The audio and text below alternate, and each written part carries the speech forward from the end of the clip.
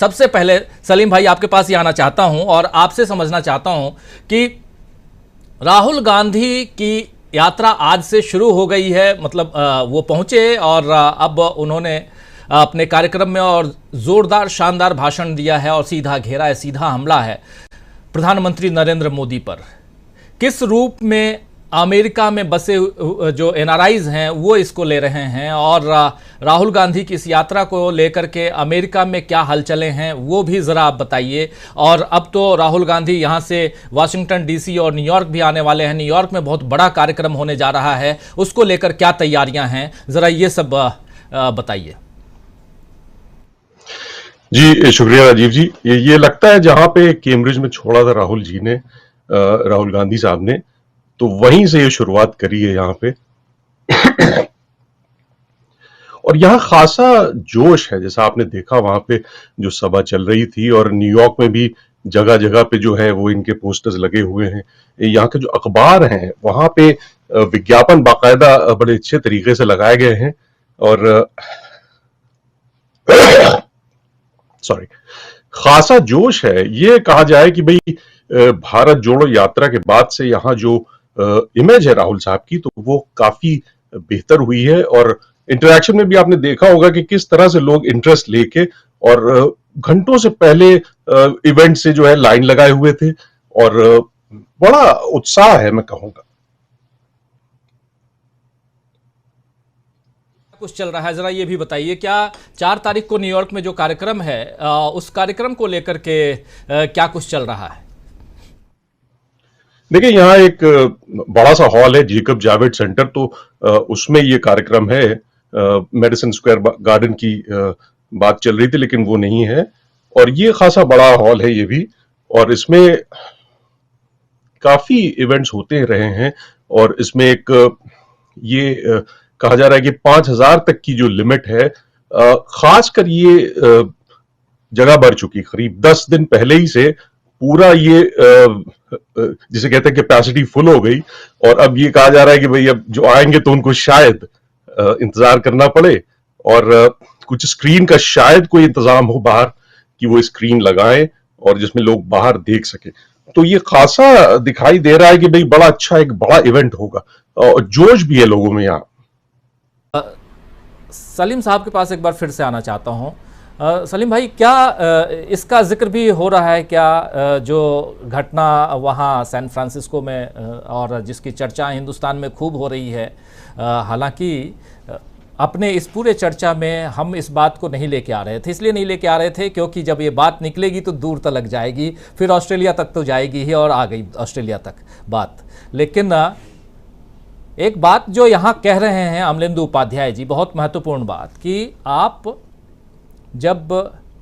खालिस्तानियों के समर्थन में बात कर रहे हैं तो क्या ये सवाल कांग्रेस के लोग तो उठाएंगे कि क्या बीजेपी के लोग खालिस्तानियों के साथ में हैं,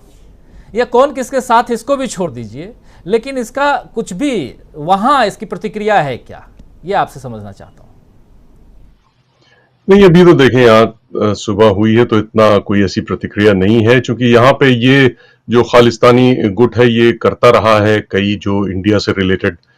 मीटिंग्स होती हैं, रैलीज होती हैं, तो वो आ जाते हैं बाहर और वो नारेबाजी करते हैं, और वो एक ग्रुप है। और अमृतपाल के सिलसिले में वो और थोड़ा सा एनर्जाइज हुआ है, लेकिन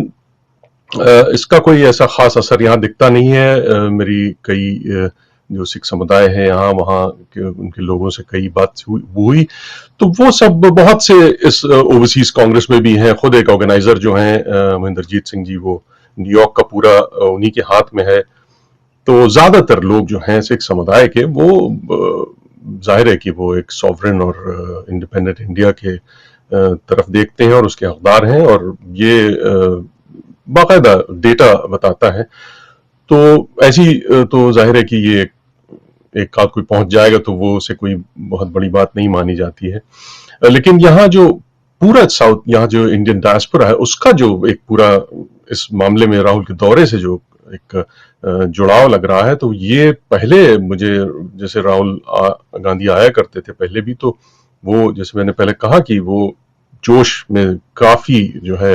बढ़ोतरी दिख रही है और खासा जोश है, और ये जाहिर है कि वो भारत जोड़ो यात्रा और कर्नाटक विक्ट्री जो है, प्लस जिस तरह के माहौल है इस वक्त भारत में, जैसी पॉलिसीज हैं, जैसा लोग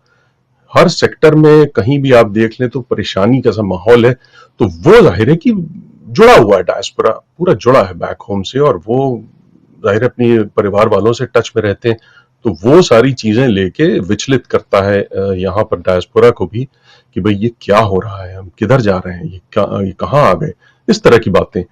तो जैसे मैंने पहले कहा कि बड़ा जोश है, और वॉशिंगटन के बाद न्यूयॉर्क में जगह जगह जो उन्होंने पोस्टर्स बैनर्स लगाए उसमें भी लोग फोटोज ले रहे हैं, इंटरेस्ट दिखा रहे हैं, और जाहिर है कि बहुत सी जो कोशिश कर रहे हैं कि उनको टाइम मिले। जो लॉ मेकर्स का है उस तरफ मैं ज्यादा देखना चाहता हूं कि लॉ मेकर्स जो वॉशिंगटन में इनकी मुलाकात होगी, सेनेटर्स हो, कांग्रेसमैन हो, तो वो क्या कहते हैं, किस हद तक बातें करते हैं, क्योंकि इन्होंने टोन तो सेट कर दिया है कि भाई क्या करेंगे ये आगे पूरे अपने दौरे में। जो जिस तरह की स्पीच थी उनकी, बड़ा खुल के वो जैसा उनका अंदाज है, तो कैम्ब्रिज के बाद जो ब्रूहाहा जो बवाल मचा, तो उससे कुछ लगता नहीं है कि वो कुछ डरे। उन्होंने बड़े उसी तरह से जहां छोड़ा था वहीं से शुरू कर दिया। तो अब ये जाहिर है इंडिया में मीडिया के साथ बीजेपी जिस तरह के भी उसको टर्म करे, जिस तरह का भी उसको रंग शक्ल देने की कोशिश करे, वो एक अलग बात है, लेकिन हकीकत बयान कर रहे हैं राहुल गांधी साहब, और ये सारी चीजें वो और खुल के और एक बड़े नपे तुले अंदाज में मुझे लगता है कि कांग्रेसमैन और सेनेटर्स से भी इंटरैक्शन में रखेंगे। तो वो सब चीजें मैं समझ रहा हूँ कि वो बड़ी अहमियत रखती है। उसके बाद जो इंटेलेक्चुअल्स हैं, फिर यहाँ हार्वर्ड क्लब में, न्यूयॉर्क में हार्वर्ड यूनिवर्सिटी का एक क्लब होता है हार्वर्ड क्लब, तो वहाँ पे जो इंटेलेक्चुअल से वो इंटरेक्ट करेंगे वो इम्पोर्टेंट है। और कम्युनिटी जो अपनी एंटरटेनमेंट की है यहाँ पर, जो इंडियन अमेरिकन हैं वो एंटरटेनमेंट इंडस्ट्री में, उन लोगों से भी, आर्टिस्ट से सब मुलाकात करेंगे, तो ये सब भी एक बड़ी इंटरेस्टिंग सी होगी। लेकिन नेशनल प्रेस क्लब अगेन जो वहाँ पर प्रेस कॉन्फ्रेंस है वाशिंगटन डीसी में, वो भी बड़ी इंटरेस्टिंग होगी, क्योंकि जाहिर है कि प्रेस कॉन्फ्रेंस और मोदी जी का नाम तो एक साथ तो बहुत ही कम सुना गया है, क्योंकि वो प्रेस कॉन्फ्रेंसेस उन्होंने नहीं की हैं।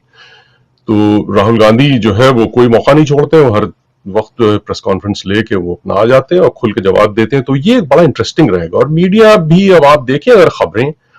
तो एलए टाइम्स का अगर आप देखें, जब भारत जोड़ो यात्रा का मामला था तो एलए टाइम्स में बाकायदा ये लिखा गया था कि भाई क्या ये डेमोक्रेसी को बचा सकते हैं, इनकी ये इस तरह की जो मूवमेंट है राहुल गांधी साहब की इंडिया में डेमोक्रेसी। तो इतना यहाँ पर चाहे मीडिया हो, स्टेट डिपार्टमेंट के लेवल से आपने देख ही लिया है। दूसरा जो एक बयान भी मैं याद दिलाना चाहूंगा, जो अदालत के मामले में कहा था कि भाई इनका जो केस चल रहा है राहुल गांधी का, तो स्टेट डिपार्टमेंट का बाकायदा ये बयान था कि भाई वी आर वॉचिंग इट, मतलब हम देख रहे हैं, और ये कोई ऐसे ही हवा में बयान नहीं होता है कि वो देख रहे हैं, तो उनकी नजर है उस पर। और इसका मतलब ये है कि जाहिर है कि वो जो प्रक्रिया जिसमें कि इनको डिस्क्वालीफाई करना, फिर बिल्कुल सीन से हटा देना, तो ये सब भी वो जाहिर है कि सब समझते हैं क्या हो रहा है। तो लॉ मेकर्स का फिर मैं कहूंगा कि बड़ा इंपॉर्टेंट मैं उस तरफ देख रहा हूं कि क्या बात करते हैं, कैसे करते हैं, टोन क्या होगा, क्या शब्दों का चुनाव होगा, और उसके बाद क्या रिएक्शन होता है लॉ मेकर्स का, क्या कहते हैं सेनेटर्स।